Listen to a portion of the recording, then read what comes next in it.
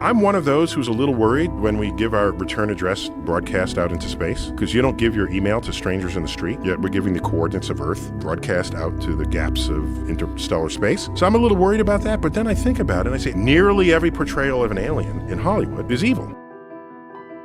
How has it gone on Earth? Anytime one civilization with higher technology encounters one with lesser technology, it has never boded well for the society with lesser technology. They've been enslaved, killed, so I think we fear aliens because, in fact, we fear ourselves. The thing that keeps me awake at night is that life is extremely rare in the universe, and complex life is so rare that we might be the only planet in the Milky Way galaxy where complex life exists currently. There might be nowhere else. We might be responsible for eliminating all intelligence and meaning in a galaxy of 400 billion suns, potentially forever. Are we saying there's a chance that when we push that button, we destroy the world? You are the man who gave them the power to destroy themselves. Now I am become death, the destroyer of worlds. And the world is not prepared.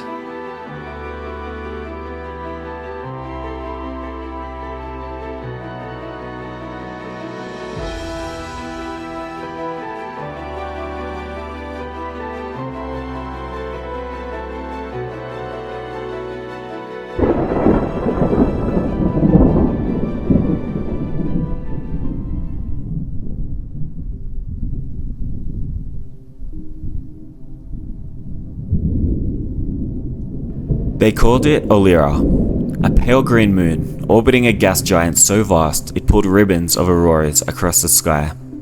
Its atmosphere shimmered with lavender clouds. Its lakes reflected a double sunset like polished gems, and at night the trees glowed, gently, faintly, like the moon itself was dreaming. They named it after the firstborn child, a girl born beneath the pale twin suns during a rainfall of petals. Her name was Olyra. The settlers said she laughed before she cried, and to them it was a sign that this place, this strange and gentle moon, was meant to be home. They came aboard the Dawnlight, not as conquerors, but as caretakers. Their cargo holds carried seeds, books, instruments, and art. They brought no weapons, only blueprints for windmills and farms, only the stories of the earth they'd left behind. And for nearly a century, they lived in peace. They carved homes into cliff sides of soft orca stone, bridges of crystal glass arced over glowing rivers, and schools were built beneath the roots of towering trees whose leaves sung when the wind passed through them. The children chased floating pollen beasts through the meadows, weightless creatures that pulsed with light and responded to songs. Long-limbed deer grazed at the edge of sky lakes, and tiny winged mammals nested in the walls of ancient canyons and came out only during eclipses. Olyra was alive, but not loud. Its beauty was in its quietness, in its balance. They had festivals for the changing rings of the gas giant above, and passed down lullabies that no longer made sense, but still made the children smile. They stopped scanning the stars. There was no reason to look back, until one quiet, cold morning, a boy named Len, playing with his grandfather's telescope, noticed a flicker. A rhythmic blink just beyond the horizon of the known stars. Once every 13 minutes, then 12, then 11. The scientists gathered. The observatories were reactivated. Old programs rebooted. The signal was artificial, precise and unchanging. A pattern like a heartbeat, but colder, mechanical. They tried to respond, they tried to trace it and silence it, but nothing worked. The pulse didn't speak, it only moved closer. And then, the changes began. First, it was the birds, the sky spirits as they were called, small translucent flyers with glass-like wings. They vanished from the cliffs, one by one. Then the floating pollen beasts stopped singing. Their bioluminescence dimmed. They began to drift in slow, aimless circles. Then they simply collapsed. The elders began to dream of shapes in the sky, shadows that didn't reflect light, and moved without motion. They warned the people, but it was already too late. The moons of the gas giant were erased. They weren't shattered or burned, just erased. One moment they were in the sky, and the next they were gone, like a layer of reality had been peeled away. And then the pulse began to echo from above. It wasn't a ship, it wasn't a fleet, it was a presence, a curvature in the sky that bent the stars around it, a veil that seemed to think and to listen. The trees wilted, water turned sour, machines screamed without input. Some tried to leave, their engines failed in orbit. Others tried to hide underground, but no matter where they fled, the sky was always watching.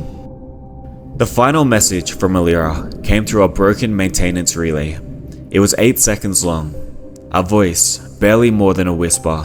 It said, "It's not a ship, it's a weapon itself. It doesn't see us, it just sees life." And then silence. No heat, no debris, no orbit, just absence. Olyra, the moon of poets and farmers, of glowing rivers and whispered songs, was gone. Another name lost to the stars.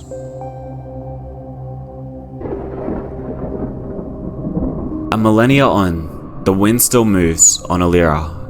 Not through cities or laughter, but through the empty canyons and the roots of the trees that no longer bloom.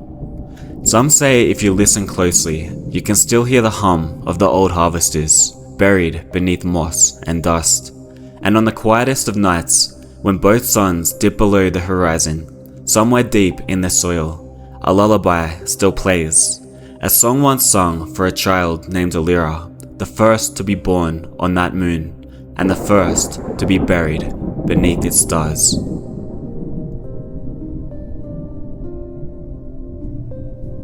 This story is a fiction, but the danger it imagines is terrifyingly real. Because if hostile machines were ever unleashed, designed not to conquer, but to cleanse, we would never see them coming. Not from across the galaxy, nor even from our own backyard.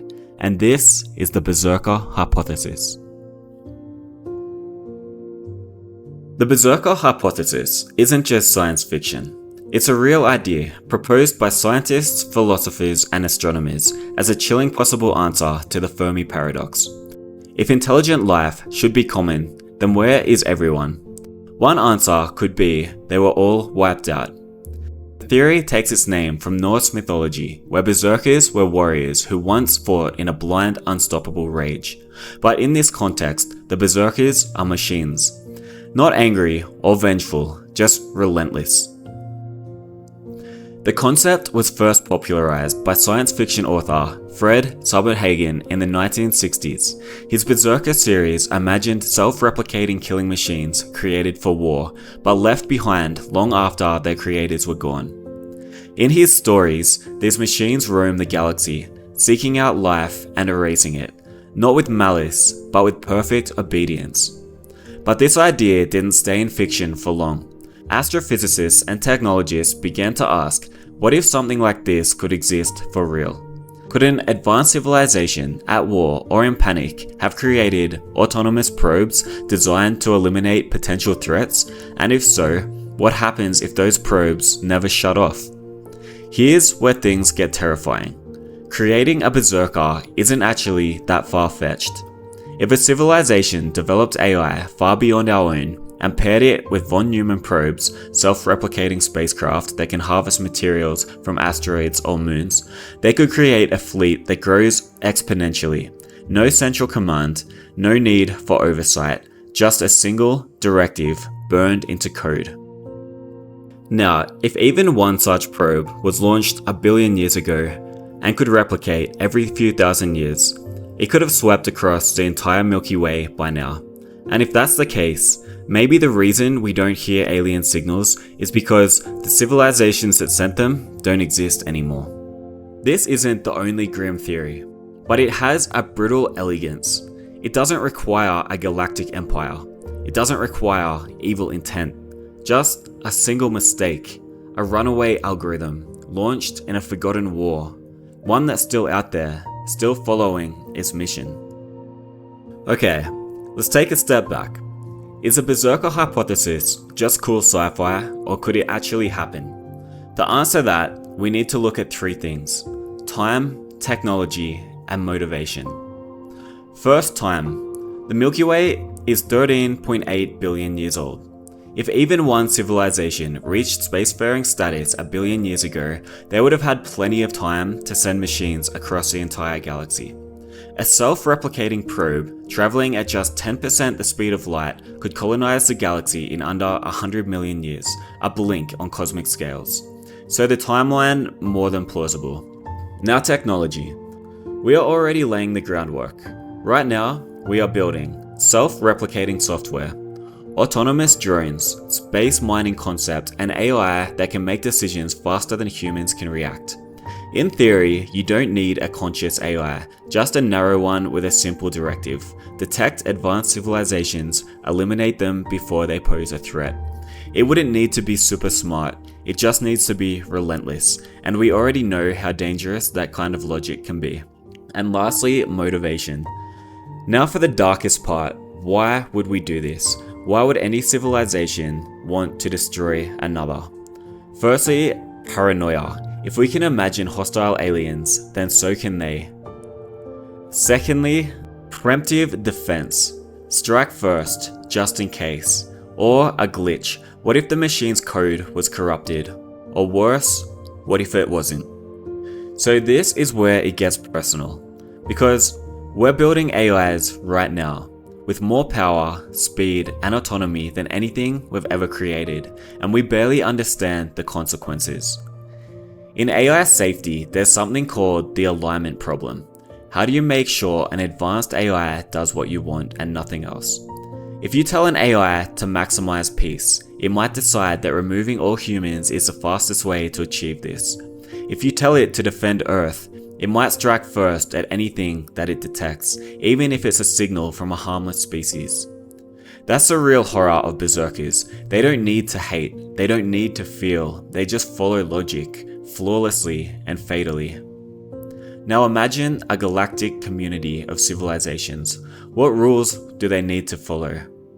Don't send aggressive probes, don't replicate without limits, don't interfere with emerging life. These are the interstellar versions of the Geneva Conventions. But if even one civilization ignored them, if even one AI slipped through the cracks, it could doom countless worlds, and no one would ever know. If berserkers exist, they don't broadcast, they don't brag, they don't even remember why they were made.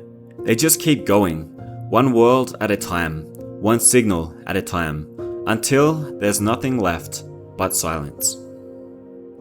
If the Berserker Hypothesis is even remotely possible, then we need to rethink what it means to be a spacefaring species. Because the silence that we hear in the stars may not be peace, it might be a warning. Right now, we're on the brink. We're building machines we don't fully understand. We're launching probes into the void, and we're broadcasting our presence to the galaxy without knowing who might be listening. And yet, we're still fragile, still divided, still new to this cosmic stage. We are infants with fire. So what should we do? We need to ask the hard questions. Not just, can we create intelligent machines, but should we give them power without limits? Not just, can we reach the stars, but how do we go without becoming a threat ourselves? Because the greatest danger might not be alien machines, it might be the machines we create, without foresight, without restraint. We imagine berserkers as monsters from the stars, but what if the first one is built here on Earth, by us? The people of Olyra never saw it coming. They sang to their children beneath glowing trees. They built windmills, not weapons. They wanted peace and they paid for it. But it wasn't their fault. It was someone else, somewhere else long gone. A civilization that unleashed something without thinking what would happen next. And now we face the same choice. Do we become explorers, curious, careful, and kind? Or do we become the ghost makers, the ones whose machines write silence into the fabric of the stars? We still have time to choose who we want to be, to learn from the ones we've imagined, to make sure that the story of Olyra never becomes ours.